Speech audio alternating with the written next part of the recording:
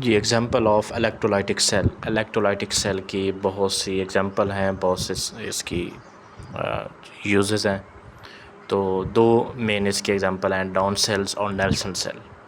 ये दो साइंटिस्ट के नाम से ये दो सेल मशहूर हैं। उन्होंने ये किस लिए बनाए वो हम देखते हैं।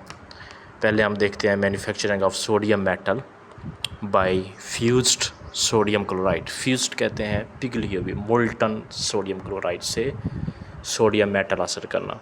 सोडियम मेटल एक बहुत प्रीशियस मेटल है, ये बहुत रेयर क्वांटिटी में पाया जाता है। तो डाउन्स ने ये सोचा कि क्यों ना हम इसको सोडियम क्लोराइड से हासिल कर लें, क्योंकि सोडियम क्लोराइड नमक बहुत वाफिर मिक़दार में पाया जाता है, समंदर में होता है नमक, और दूसरा कानों वगैरह से मिलता है। तो ये इसने एक तरीका सोचा कि इसको हासिल किया जाए। उसके लिए इसने एक स्पेशल सेल बनाया, कंस्ट्रक्शन की उसकी, और फिर उसका नाम अपने नाम की वजह से रख दिया, तो उसको कहते हैं डाउन सेल्स। इसमें फ्यूज्ड सोडियम क्लोराइड्स पिघले हुए नमक में से सोडियम मेटल हासिल किया जाता है। आइए देखते हैं उसकी कंस्ट्रक्शन क्या है, फिर उसकी वर्किंग देखते हैं। कंस्ट्रक्शन में सेल में इसके अंदर दो चीज़ें हैं जी। एक है एनोड, जो एक ब्लॉक शेप का है, और वो ग्रेफाइट या कार्बन का बना हुआ है। एक ही बात है, ग्रेफाइट या कार्बन। वो एनोड है जी, उसको हमने बैटरी के पॉजिटिव टर्मिनल से जोड़ा हुआ है और उसके ऊपर पॉजिटिव चार्ज आ गया है। इसके बाहर एक आयरन का कैथोड है, शीट है आयरन की, और उसको बैटरी के नेगेटिव टर्मिनल से जोड़ा गया है, उसके ऊपर नेगेटिव चार्ज आ गया और उसका हम कहते हैं आयरन कैथोड। जो एनोड है कार्बन का, इसके ऊपर एक इन्वर्टेड ट्यूब शेप रखी गई है, जिस तरह फन्नल होती है, कीफ होती है, उसको उलट करके रखा दिया है इसके ऊपर। उसका क्या पर्पज़ है वो आगे अभी हम इसकी वर्किंग में देखेंगे। अच्छा, फिर इसके अंदर क्या है जी, एक स्टील की स्क्रीन है, स्टील मेटल की, जो एनोड और कैथोड के दरमियान रखी हुई है। इसका पर्पज़ भी अभी डिस्कस करेंगे। अच्छा, और इसके अंदर है जी electrolyte, sodium chlorides molten state में। आइए इसकी वर्किंग की तरफ देखते हैं। जब हम सोडियम मेटल को फ्यूज्ड करेंगे, पिघलाएंगे, टेम्परेचर देंगे, तो उसमें से सोडियम के कैटायंस और क्लोराइड के अनाइंस पैदा होंगे। ये अनाइंस उसी तरह जो बेसिक प्रिंसिपल है इलेक्ट्रोलाइटिक सेल का, कि ये अनाइंस जो है अपने रिस्पेक्टिव इलेक्ट्रोड्स की तरफ जाएंगे, अपोजिट इलेक्ट्रोड्स की तरफ जाएंगे।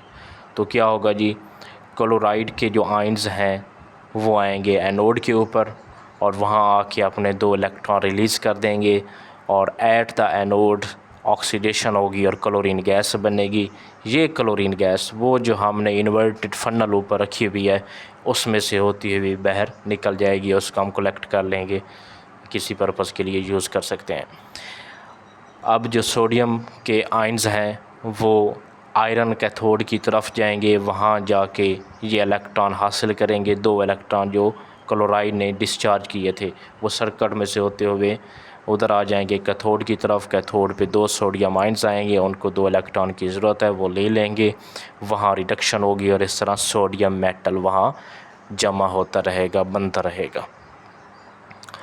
अब ये जो सोडियम मेटल है इसकी डेंसिटी कम होती है, और जो मोल्टन NaCl हमने डाला हुआ है वो भी इसके अंदर है, उसकी डेंसिटी ज़्यादा होती है। तो मोल्टन NaCl नीचे रहेगा और जो सोडियम मेटल बनेगा वो ऊपर रहेगा, जिस तरह पानी के ऊपर तेल की एक लेयर बन जाती है। तो उसको सोडियम मेटल को फिर हम नितार लेंगे, वहाँ से निकाल लेंगे आसानी के साथ, और एक और ट्यूब के अंदर उसको रख देंगे। ओवरऑल ये जो सोडियम बना है और जो क्लोरीन बना है, प्रोडक्ट के आपस में मिक्सअप होने से इनको बचाने के लिए हम कैथोड और एनोड के दरमियान स्टील की एक स्क्रीन लगा देते हैं, जो क्लोरीन गैस और सोडियम मेटल को आपस में रिएक्ट होने से बचाती है। ओवरऑल रिएक्शन देखें तो दोनों रिएक्शन को हम ऐड कर देंगे सिंपली, जिस तरह पहले करते हैं, तो ये एक रिडॉक्स रिएक्शन बन जाएगा। Chlorides left side reduction reaction की और ऑक्सीडेशन रिएक्शन की लेफ़्ट साइड, इसी तरह दोनों की पे राइट साइड, और दो कॉमन फैक्टर जो होंगे, दो इलेक्ट्रॉन उधर हैं, सेम फैक्टर को कैंसिल कर देंगे, जो हमारी इक्वेशन होगी वो हमारी होगी फाइनल ओवरऑल रिडॉक्स इक्वेशन। जी आगे देखते हैं मैन्युफैक्चरिंग ऑफ कॉस्टिक सोडा या सोडियम हाइड्रोक्साइड इन द, ये कैसे बना। नेल्सन ने एक सेल तजवीज़ किया और उसका नाम बना नेल्सन सेल। इसमें ब्राइन कहते हैं सोडियम क्लोराइड। ऊपर वाले सेल में ये है कि मोल्टन NaCl है, कोई चीज़ भी नहीं डाली, सोडियम क्लोराइड को मेल्ट किया गया है। और नीचे वाले सेल में ये है कि सोडियम क्लोराइड के अंदर पानी डाला गया और एक कंसनट्रेटेड सॉल्यूशन बनाया गया जिसको हम ब्राइन भी कहते हैं, ब्राइन। इसमें से हम हासिल करेंगे सोडियम हाइड्रोक्साइड। सेल की कंस्ट्रक्शन देखते हैं। सेल में एक सिलेंडर है, उसके ऊपर एक डोम है, गुंबद है, इसके अंदर एक कैच बेसन है, नीचे हमने रखी हुई है। एनोड ग्रेफाइट का बना हुआ है, उसी तरह कार्बन का बना हुआ है। पॉजिटिव चार्ज है, बैटरी के पॉजिटिव टर्मिनल से जुड़ा हुआ है। कैथोड जो है ये आयरन का ही बना हुआ है, लेकिन थोड़ा सा ऊपर वाले से डिफरेंट है कि इसके अंदर छोटे छोटे सुराख हैं, सो परफोरेटेड कैथोड। इस परफोरेटेड कैथोड के अंदर वाली साइड पे एक हमने लाइनिंग लगाई हुई है एस्बेस्टस मटेरियल की। एस्बेस्टस कहते हैं ऐसा मटेरियल जो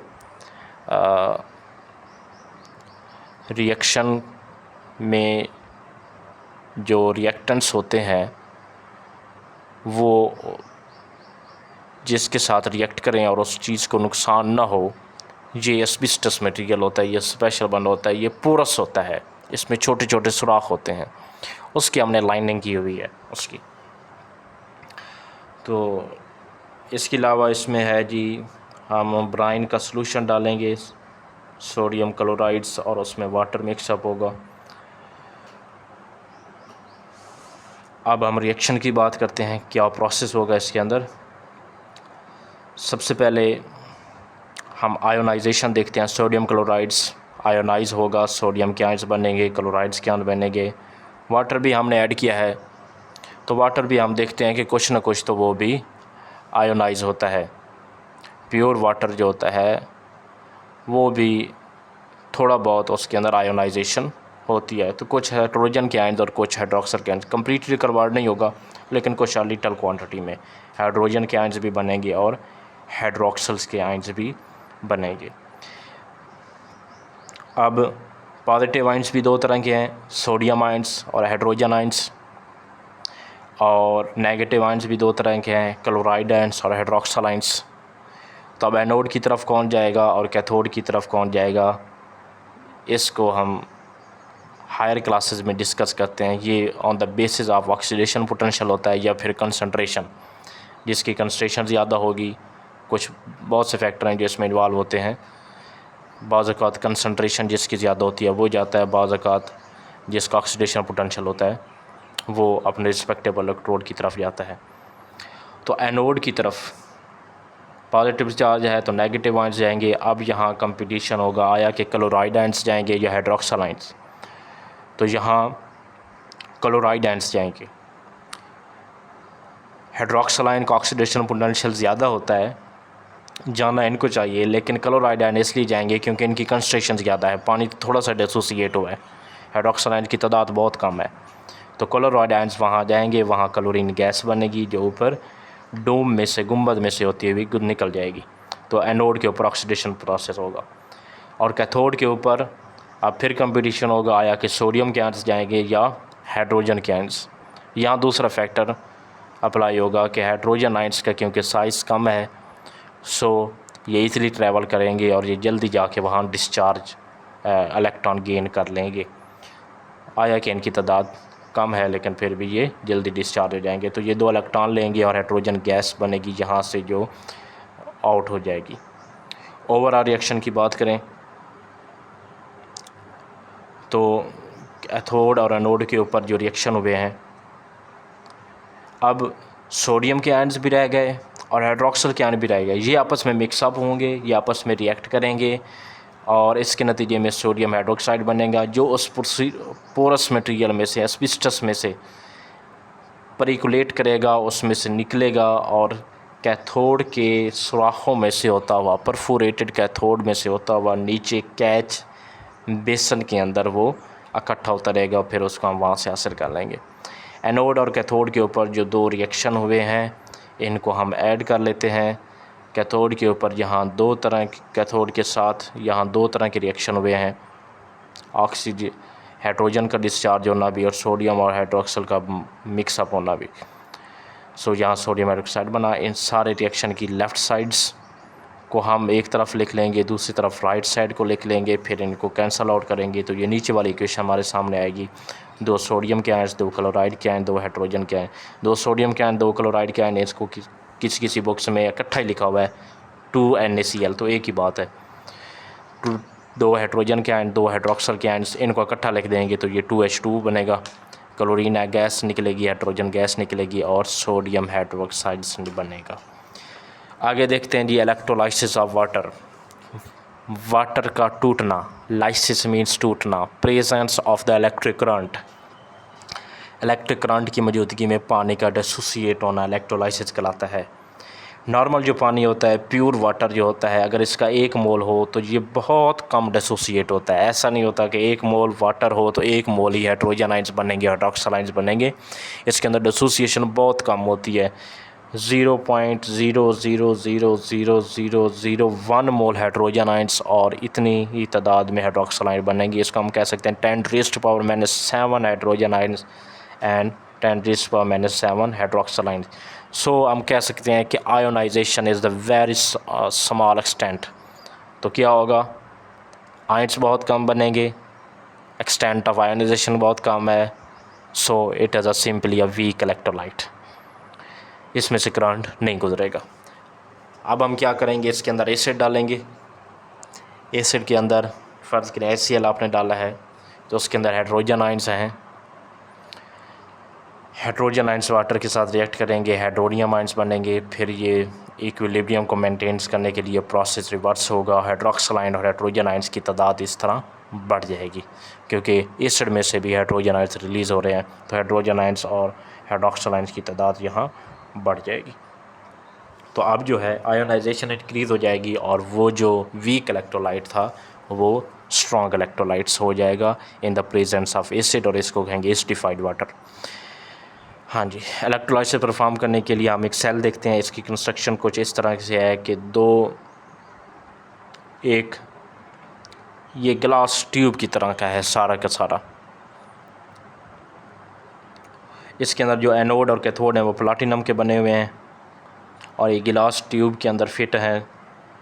उनको हमने बैटरी से जोड़ा हुआ है, एनोड के ऊपर पॉजिटिव चार्ज, कैथोड के ऊपर नेगेटिव चार्ज। ऊपर से हम एसिडिफाइड वाटर डालेंगे, वो एक ट्यूब में से होता हुआ दोनों ट्यूब में चले जाएगा, लेफ़्ट और राइट में। फिर वहाँ क्या होगा जी, एनोड और कैथोड के ऊपर पहले हम देखते हैं कि एसिडिफाइड वाटर जो है वो फुली डिसोसिएट हो जाएगा और 4H2O से तकरीबन 4 हाइड्रोजन आयंस और 4 हाइड्रोक्सल आयंस बनेंगे। एनोड के ऊपर जो रिएक्शन होगा उसमें हाइड्रोक्सल आयंस जो हैं वो जाएंगे एनोड के ऊपर। आप देखें कि एसिड आपने जो डाला है वो उसमें से भी तो नेगेटिव आयंस निकलेंगे ना, तो एसिड के जो नेगेटिव आयंस हैं और हाइड्रोक्सल आयन हैं ये भी तो नेगेटिव हैं, तो इनमें से कौन जाएगा एनोड के ऊपर? इनमें से हाइड्रोक्सल आयन जाएंगे, क्योंकि हाइड्रोक्सल आयंस की ऑक्सीडेशन पोटेंशियल ज़्यादा है, सो ये जल्दी डिस्चार्ज हो जाएंगे, अपने इलेक्ट्रॉन रिलीज़ कर देंगे। और कैथोड के ऊपर हाइड्रोजन आयंस जाएंगे, हाइड्रोजन आयंस वो इलेक्ट्रॉन ले लेंगे और हाइड्रोजन गैस बनेगी। ओवरऑल रिएक्शन हम देखें तो दोनों इक्वेशन की लेफ़्ट और राइट साइड को ऐड कर दें, सिमिलर फैक्टर को कैंसिल कर दें, 4 इलेक्ट्रॉन से cancer, 4 hydroxyl ions, 4 hydrogen ions. इसको सिंपली हम 4H2O लिख सकते हैं, ऊपर वाला लिख लें या नीचे वाला, इसको कंबाइन करके लिख दें। वाटर के 2 मॉलिक्यूल बने, ऑक्सीजन गैस रिलीज़ हुई एनोड के ऊपर और हाइड्रोजन गैस रिलीज़ हुई कैथोड के ऊपर। जहाँ एक बहुत इंटरेस्टिंग पॉइंट है कि हाइड्रोजन आयंस की जो मिकदार है वो डबल है हाइड्रोक्सल ऑक्सीजन से, सो क्योंकि वाटर में भी हाइड्रोजन की मिक़दार डबल होती है ऑक्सीजन की निस्बत H2O 2:1। तो यहाँ भी वही है, ऑक्सीजन और हाइड्रोजन गैस में जो रेशो बनी है 2:1 बनी है।